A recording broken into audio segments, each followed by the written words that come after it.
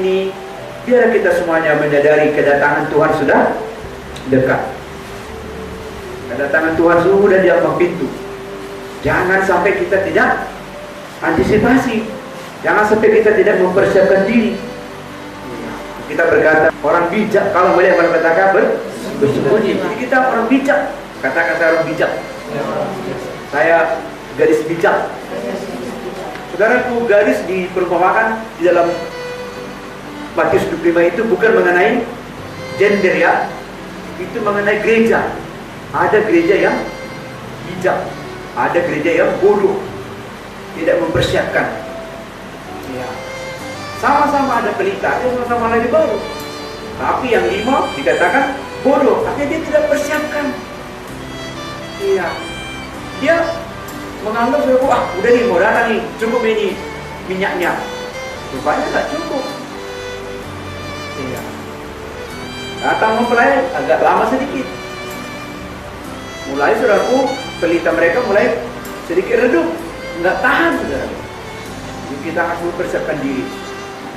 Apapun yang terjadi dalam hidup ini, tidak ada yang kebetulan. Dengan adanya COVID ini saudaraku, supaya kita mempersiapkan diri. Iya.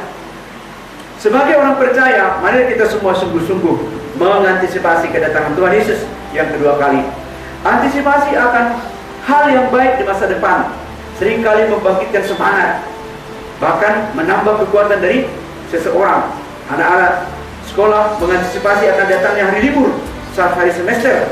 Tentara yang ditugaskan ke satu daerah sehingga berpisah sementara waktu dengan keluarganya mengantisipasi saat dimana yang penugasannya berakhir dan dia akan berkumpul kembali dengan keluarganya.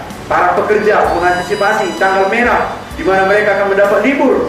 Calon pengantin mengantisipasi hari pernikahan mereka, dan banyak lagi contoh-contoh yang melakukan persiapan mengantisipasi. Saudara dikasih, sebagai anak-anak Tuhan yang sudah selamat, kita tidak boleh lagi selalu merasa ya seperti ini. Enggak.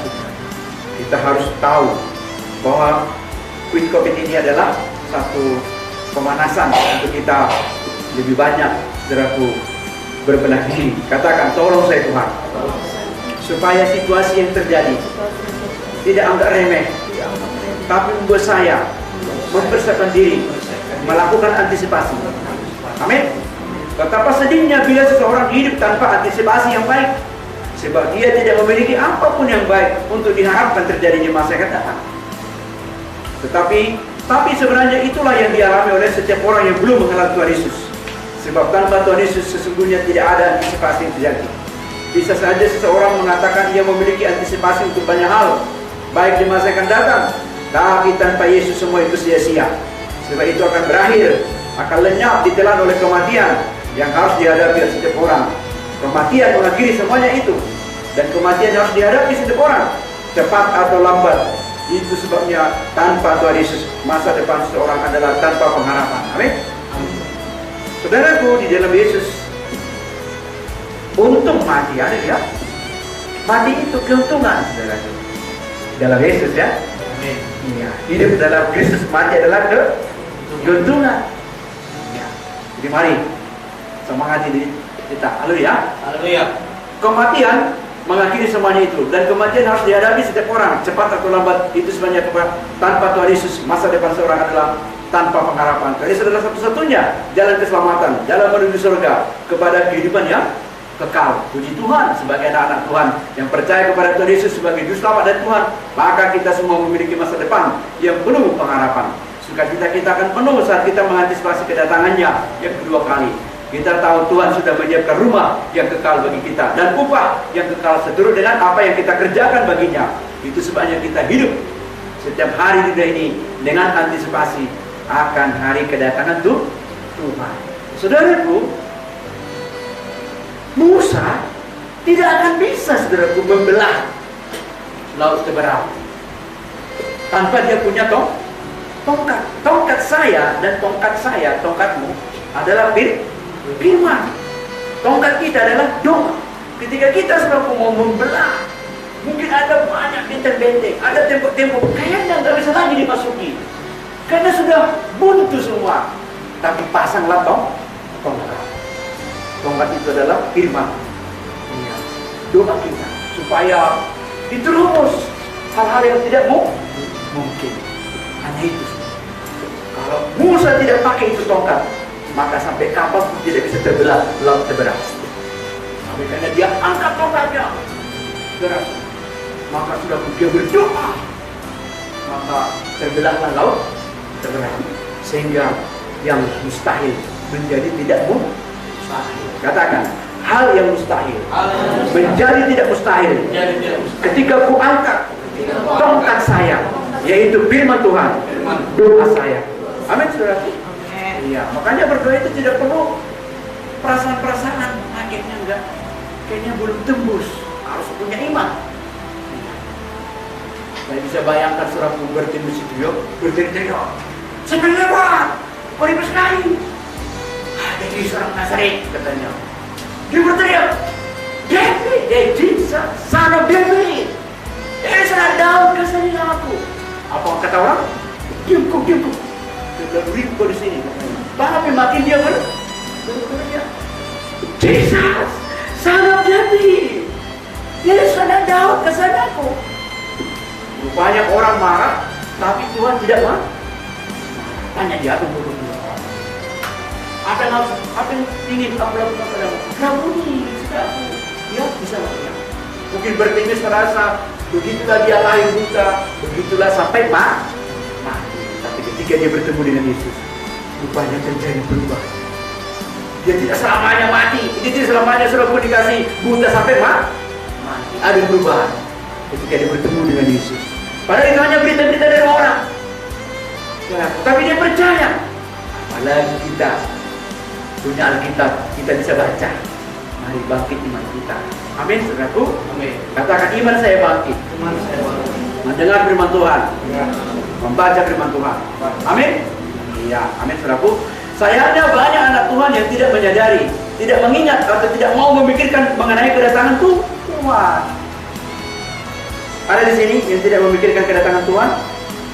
Kalau ada di sini, mari bertobat. Ada indikasi bertobat. Mari pikirkan dia akan datang, sehingga dia tidak dipengaruhi oleh hal tersebut. Setiap hari ia tidak mengantisipasi akan datangnya hari yang mulia itu, di mana Tuhan Yesus akan menjemput kita semua. Itu sebabnya ia hidup sama seperti orang-orang lain yang hanya mengejar perkara yang fana. Bahkan lebih dari itu, ia tidak sadar bahwa ia terus hidup di dalam gaya hidup yang berdosa, yang memuaskan kehendak dagingnya dan mendukacitakan hati Roh Kudus. Ini semuanya terjadi karena ia tidak mengantisipasi bahwa hari Tuhan akan datang. Janganlah ada kita yang demikian. 2 Petrus 3, mari kita baca dulu.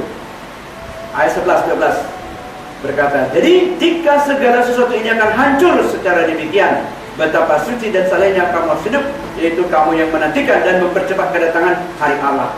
Pada hari itu langit akan binasa, dalam api dan unsur-unsur dunia akan hancur karena nyalanya. Biarlah kita mengantisipasi kedatangan Tuhan kedua kali dengan sungguh-sungguh hidup saleh, hidup suci, hidup kudus bagi Tuhan, melawan kehendak daging kita setiap hari dengan pertolongan Roh Kudus. Haleluya Bapak Ibu. Hidup kudus, amin. Hidup takut akan Tuhan. Jangan malas, saudara. Jangan manja. Ya. Manja membuat orang tidak bisa berbuat apa-apa. Ya, kita harus belajar, saudara, dikasih. Bertekun. Katakan, saya bertekun. Saya setia. Saya tetap berkobar-kobar untuk Tuhan. Ya.